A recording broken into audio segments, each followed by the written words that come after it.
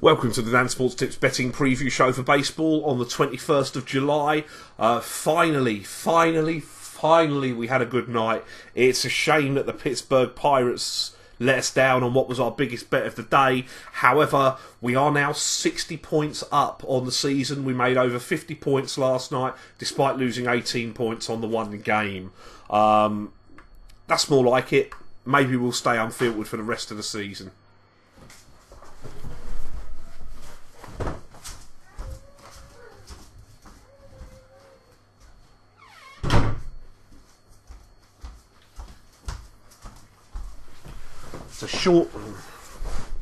It's a shortened slate today. There are only 9 games playing today, so I'm going to rattle through them and get back to my kids. The first game I want to look at is the first game up today. It's the Washington Nationals and Los Angeles Dodgers. Steven Strasburg pitches for Washington tonight. Start of the season, if you watch my season preview shows, I put him up to win the National League Cy Young Award. He looks in the driving seat to win that now with Clayton Kershaw due to miss extended time, and the fact that he started the season 13-0, the first pitcher to do that in over 100 years. Now, he is going to lose at some point.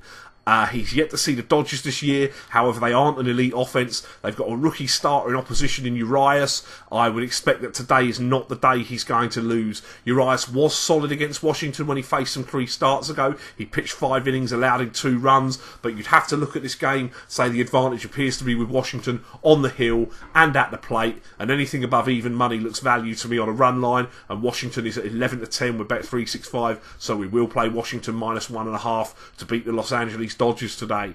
The St. Louis Cardinals will complete their series at home to the San Diego Padres today. Adam Wainwright is up for St. Louis. He has been looking more and more like his old self as we've progressed through the season. The Padres do not win often at Busch Stadium. Wainwright comes into this game off of a shutout against the Marlins the last time on the hill. He's 4-1 with a 2.27 ERA his last 7 starts. Andrew Cashner pitches for the Friars. He is 0-4 with a 7.83 ERA in 6 starts on the road for the Padres this season. He was good in his only start against the Cardinals, pitching 6 innings, allowing 1 earned run back in April. That was at Petco Park, though, the pitcher's paradise. His 5.05 ERA and the fact that the Padres will face a good righty and are much more proficient hitting left-handed pitching makes this a solid-looking play at around even money as well today. The Baltimore Orioles and the New York Yankees, I think they're finishing their series today as well. Very good-looking conditions for hitters at Yankee Stadium today. A number of Baltimore bats do have excellent numbers against the suddenly struggling CC Sabathia, and Chris Tillman will pitch for Baltimore. He has excelled for the Orioles this year, particularly in divisional games, but he has started to allow the long ball a little bit in a correction of what was an unsustainable fly ball to home run percentage early on in the season. The Yankees do have a number of switch hitters that hit better left-handed. The park is suited to left-handed power. The Orioles will be missing a couple of bats due to injury and illness, but I still think this game will get over the number. It's at 8.5 the total. We'll play over 8.5 runs, and we will play Adam Jones, who has 3 home runs off of CC Sabathia, to hit a home run, and Baltimore to win this game at 13-2 with Paddy Power as well. The Boston Red Sox against the Minnesota Twins, I think they're opening up their series today. Stephen Wright shut the Twins down, his only start against them this year for the Red Sox. He will be opposed by the same starter today for the Twins in Tyler Duffy, who allowed 5 runs to Wright's 1 that day. Minnesota are swinging the bat a lot better lately and for power, certainly more so than they were earlier in the year. However, Wright has done a solid job in 9 starts at friendly Fenway Park, going 6-1 with a 3.49 ERA. Duffy has been very good the last 5 starts for the Twins as well. While I think there are runs in this game, the line of 10 does make me a touch nervous, as you know, both pitchers have been pitching well, and if one of them turns up, it puts a lot of pressure on the other team. That being said, I think that around even money Boston on the run line is probably worth a play, so we will play Boston on the run line.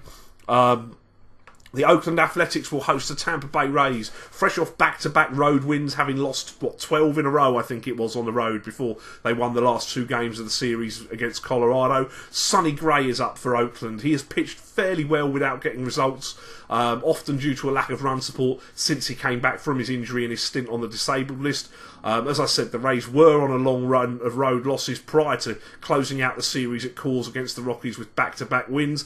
Oakland hit lefties fairly well, in particular Danny Valencia and Marcus Semien, while Matt Moore has been pretty consistent and good for the Rays through their recent period of futility. 3-3 with a 2.51 ERA his last 7 shows that he's had some hard luck losses, because that's a low ERA for a man who's lost 3 games. He did allow 4 runs in 5 innings earlier this year against Oakland. That would be bad news for the Rays, who don't have particularly good relief pitching. I'm willing to chance that the Athletics, who have been playing well since the All-Star break, with series wins against both Toronto and Houston, are going to take this game at a reasonable price on a run line as well.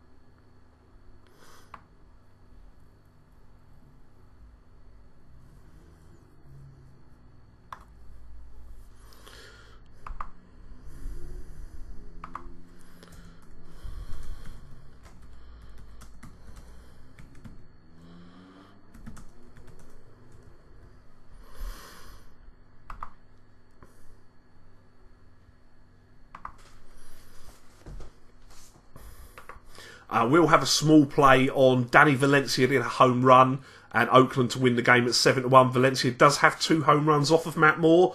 I don't know that I think that price fairly reflects the fact that we will be watching a game in a very pitcher-friendly ballpark today, so I'm not going to go nuts with that, but I think it's worth a play. Now, there's a lot of games today look like they're going to have runs in them, and the totals are quite high.